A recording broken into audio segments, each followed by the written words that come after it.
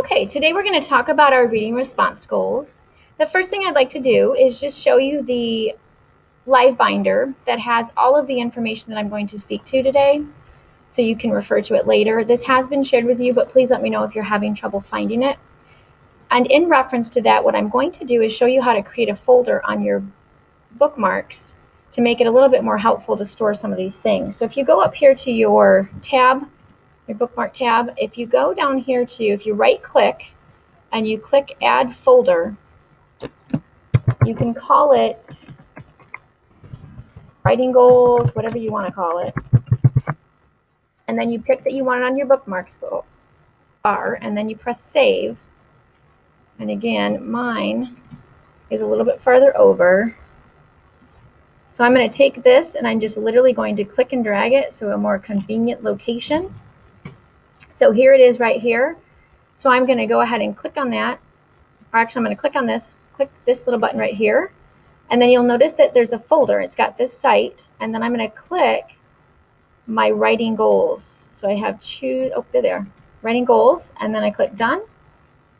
And I'm going to show you how to do that. If you go to the one that says reading response rubrics, I'm just going to go right to it up here because I have it saved. Again, you can click here, choose your writing goals bookmark, or folder, I'm sorry, and then you click done. So then now when I go into this, these things are very easily accessible to me. That has been extremely helpful to me. So I'm going to go back to the cheat sheet and just talk about the actual reading response goals. There are 4. The first one is we restate the question. That's our purple goal. Gives purpose and focus to our answer. The next one is to give credit to the text or the author. And it is green because once we give credit to the author or the text, we can go ahead and use it. That might help your kids remember it. And then they need to include text evidence for their answer, which can either be paraphrased, that would be orange, so they can put it in their own words and just refer to something that was stated in the text. Or they can actually quote the author word for word. Now, if they do that, that's our red goal, because in order to use someone else's words, they have to stop and use quotations, so stop and quote the author. Finally, we have explaining your reasoning, and that is the blue goal. And that is something where students definitely find most difficult. And that is where they explain how their text evidence actually supports the answer that they have given. Now, this is a cheat sheet, and again, it's located on the live binder, but this might be something you want to print off and give to students. It does not matter if it's in color because it still has all the components. So if you want to go the cheap way, you can just copy it on our own copier. But it does have some very helpful ways for kids to be, oh, this is the green goal. It kind of helps them know what it is, and they can actually use these. Now, you may notice that there are some slight modifications from the original version. I apologize for that, but as Mr. Hall and I kind of talked about it, there's everything you want to try to improve it as you go. And we have decided that the only way they're going to give credit to the text is they actually include the author's name, the title of the text or story. And if they do include a quote, they have to include page numbers as well. So these are all different versions to do that, but at least the components of, author's name, text name, those are the only ways you can actually give credit to the author. And that follows proper MLA format too. And over here is the explanation. So this is where when kids are really struggling to, I don't know how to explain my answer, these are like sentence starters that they can use. And I would definitely stick over here on this left where it actually says explain your thinking. The connections may fit though. However, it really just depends on what your question is and what you're looking for in your assignment. But most of the time when you're asking them to explain, they're probably going to stay in this category. Now I want to actually show you, and again, this example is under an excellent example that I'm going to show you, so if you need to refer to it later. And on the actual writing thing, the presentation, you'll see that it's already I've left the color coding. Now I wrote this example, so you would not expect this to come from a 6th grader, probably definitely in the beginning of the year. I would say this is probably more 8th grade, the level of development of the thoughts. But at the very minimum, they should have our reading goals. So the first one, they always should start their paragraph or their paper with restating of the question, because that gives a purpose to their paper and a focus. So they're going to head. This is where it's very clear that Brian has a deep respect for his teachers. You'll notice that the question was, what are 2 ways in which Brian demonstrates his respect and appreciation for his teachers? So like I said, they actually did explain that. They just restated the question. Okay, and next what they should do, and they don't have to follow it always in the same way, but generally it does work that way. Now we have our green goal. So they have given credit, so it says at the beginning of Hatchet on page 46, and you'll notice that they have the title and they have the page, because right here they're going to add a quote. Okay, so they've given credit to the author, they can go ahead and use it. Now if you look further on, it says Brian thinks about something his English teacher used to say. Now that's going to be orange, because yes, it is referring to something in the text. I am actually phrasing it in my own words. But then I go on to say Mr. Purpose would tell Brian, stay positive and stay on top of things.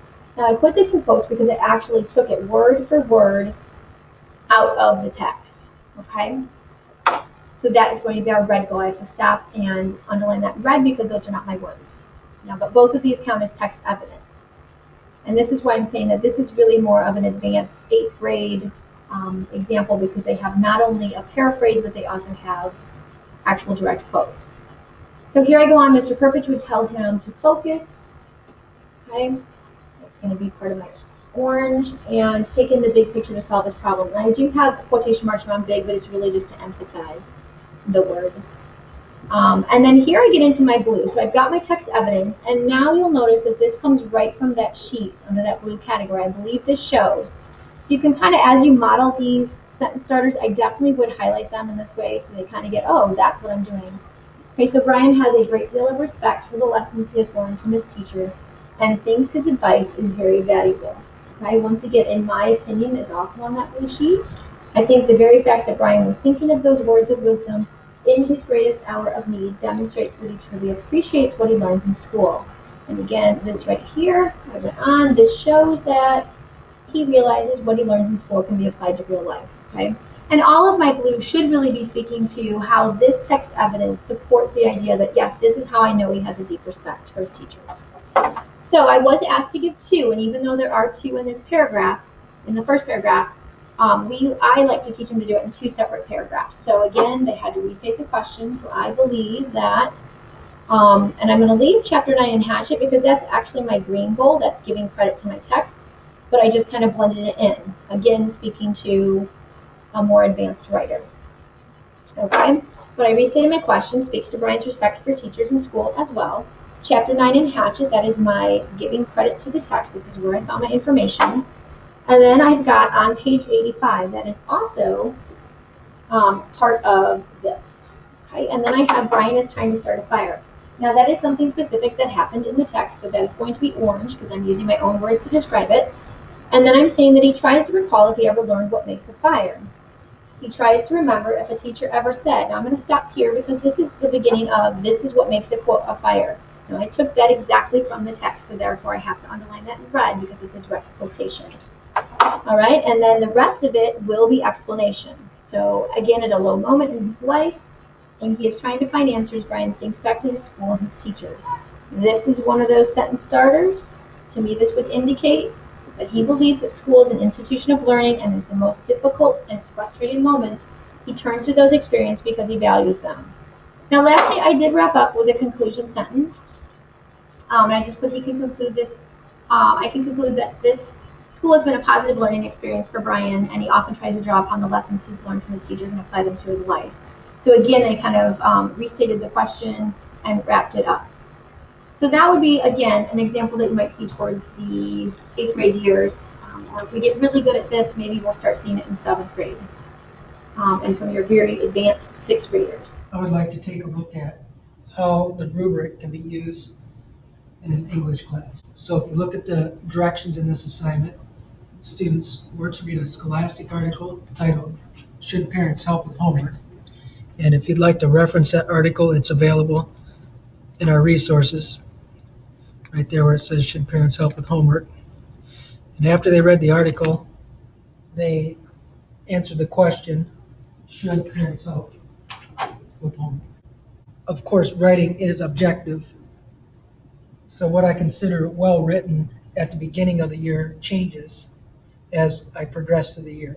These examples are from 6th grade students at the beginning of the year in around October.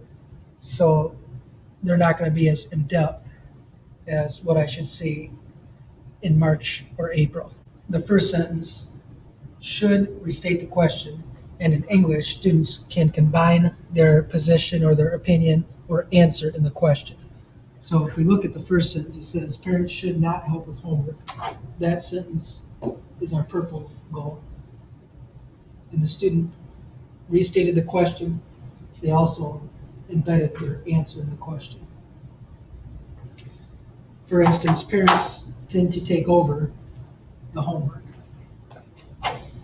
This is one of their exclamations, so this is blue.